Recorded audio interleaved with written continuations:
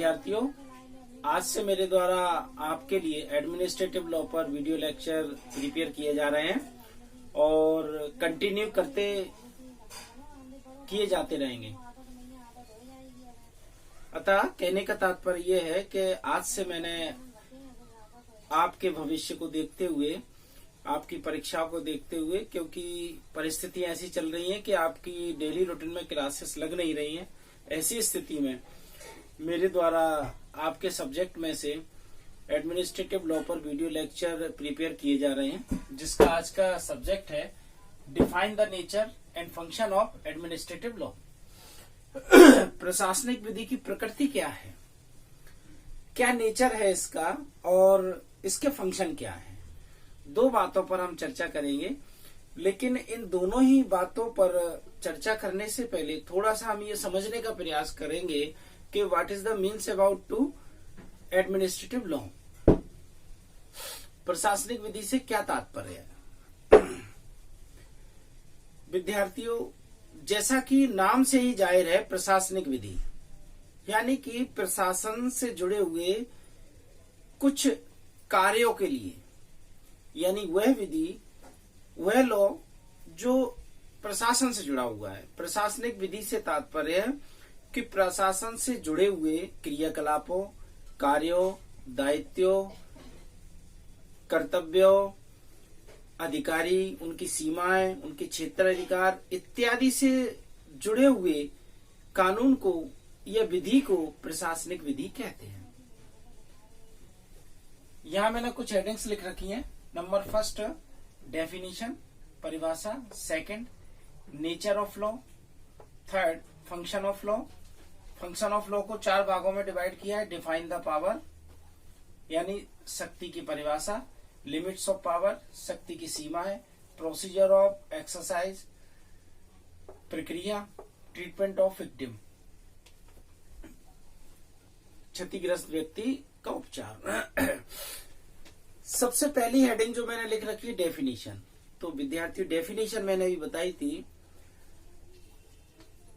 कि प्रशासनिक विधि से तात्पर्य एक ऐसी विधि से है जिसके द्वारा प्रशासनिक कार्य, दायित्व, कर्तव्य, शक्तियां, सीमाएं और अधिकारियों के समस्त क्रियाकलापों के इसके अंतर्गत देखा जाता है और समय समय पर उसमें हस्तक्षेप कर सुधार किया जाता है और बैलेंसिंग बनाने के लिए, जिससे कि प्रशासन हमारा बैलेंस में रहे, इसलिए ऐसा किया जाता है। तो प्रशासनिक विधि से तात्पर्य प्रशासन से जुड़े हुए समस्त क्रियाकलापों की देखरेख करना और समय आने पर उन पर अंकुश लगाना और उसमें सुधार करना।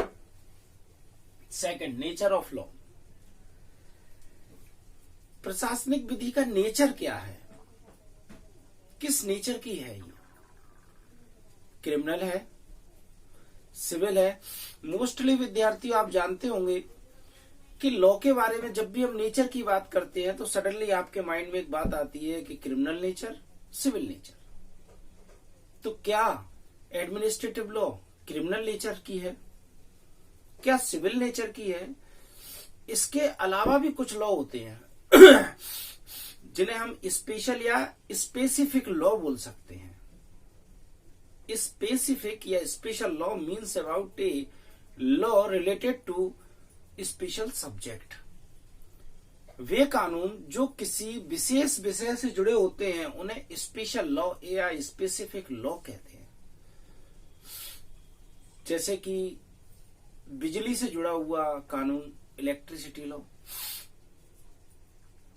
ठीक, अफीम, चरस, गांजे की अगर कोई तस्करी करता है तो NDPS 1985, narcotic drugs and psychotropic substance act 1985,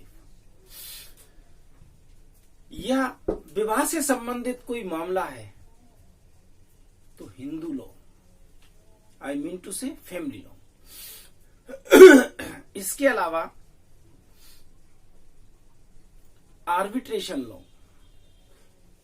consumer act, ये विशेष कानून है और विशेष कानून है, इनकी विशेष प्रक्रियाएं हैं जिन्हें हम सिविल और क्रिमिनल से हटके थोड़ा समझने का प्रयास करेंगे। ठीक, तो इसी तरह, बिल्कुल ठीक इसी तरह administrative law, it is a special law related to administration.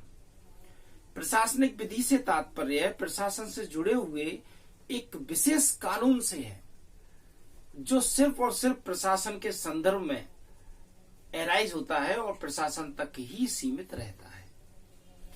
ठीक, लेकिन फिर भी क्या नेचर रहेगा इनका? क्या प्रशासनिक लॉ का नेचर जुडिशियल रहेगा, न्यायिक रहेगा? प्रशासनिक लॉ के तहत जो भी कार्य किए जाए, क्या वो न्यायिक हैसियत रखते हैं? नहीं विद्यार्थियों, प्रशासनिक विधि के तहत किए गए कार्य न तो न्यायिक हैसियत रखेंगे और न निजी हैसियत रखेंगे। कहने का तात्पर्य है कि ये क्वासी जुडिशियल होंगे, अर्ध न्यायिक, न पूरे तरीके से न्यायिक होंगे और न पूरे तरीके से गैर न्यायिक। यानी the nature of the administrative law, A quasi judicial nature. Third, function of law. कौन कौन से फंक्शन या कार्य इसके द्वारा किए जाते हैं? डिफाइन द पावर, शक्तियों को परिभाषित करना। प्रशासनिक विधि द्वारा प्रत्येक प्रशासन में पदस्थ पदाधिकारी और अन्य सभी कर्मचारियों के संबंध में उनकी शक्तियां क्या क्या हैं, किन किन पावर को वो एक्सरसाइज कर सकते हैं, इस संबंध में डिक्लेयर किया गया है कि कौन कौन अधिकारी किस किस शक्ति का प्रयोग कर सकते हैं, कितनी पावर यूज कर सकते हैं। तो प्रशासनिक विधि प्रशासन में पदस्थ सभी पदाधिकारियों की शक्तियों के संबंध में भी ये परिभाषित करता है कि आप अपनी शक्तियों का प्रयोग कितना कर सकते हैं और कौन कौन सी। लिमिटेशन ऑफ पावर, मैंने अभी आपको बताया कि प्रशासनिक विधि द्वारा ये बताया जाता है कि अधिकारी अपनी कौन कौन सी शक्तियों का प्रयोग कर सकते हैं, लेकिन कितना प्रयोग कर सकते हैं, इसके संबंध में ये सेकंड पॉइंट बताता है कि एक प्रशासनिक अधिकारी उसको दी हुई शक्ति का प्रयोग कितना करेगा। जाहिर सी बात है विद्यार्थियों, हम सभी लॉ पढ़ रहे हैं और लॉ एक बात हमें बताता है कि प्रत्येक व्यक्ति को अपनी शक्तियों का इस्तेमाल अपनी सीमा के भीतर रहकर करना चाहिए, सीमा से बाहर नहीं। या यूनिवर्सल लॉ की बात करें, यूनिवर्सल डेफिनेशन की बात करें, तो प्रत्येक व्यक्ति को अपनी हद में रहना चाहिए, अपनी सीमा के भीतर रहना चाहिए, सीमाएं नहीं लांघना चाहिए। एक कहावत है, घेरे में रहोगे सुरक्षित रहोगे। तो जो जूरिसडिक्शन इसमें बताई है, अगर कानून की भाषा में हम बात करें तो जो जूरिसडिक्शन यानी क्षेत्र अधिकार इनका बताया है शक्तियों का, उस क्षेत्र अधिकार में रहते हुए इन्हें अपनी शक्तियों का प्रयोग करना चाहिए, उससे ज्यादा अपनी शक्तियों का प्रयोग नहीं करना चाहिए। ठीक, it is A limits of administrative law. Procedure of exercise, कानून एडमिनिस्ट्रेटिव लॉ हो या कोई दूसरा कानून हो, कानून बनाना अलग बात है, उसको लागू करना अलग बात है, लेकिन बनाने और लागू करने के बीच में जो प्रोसीजर होगा वो बहुत जरूरी है। विदाउट प्रोसीजर हम किसी कानून को लागू कैसे करेंगे? तो इसमें यह बताया है कि किस प्रक्रिया से एडमिनिस्ट्रेटिव लॉ को एक्सरसाइज किया जाएगा। ट्रीटमेंट ऑफ विक्टिम, चौथा जो इसका कार्य होता है, चौथा कार्य इसका यह है कि वे व्यक्ति या वह प्रशासनिक सदस्य जो क्षतिग्रस्त है उसे उपचार दिलाना।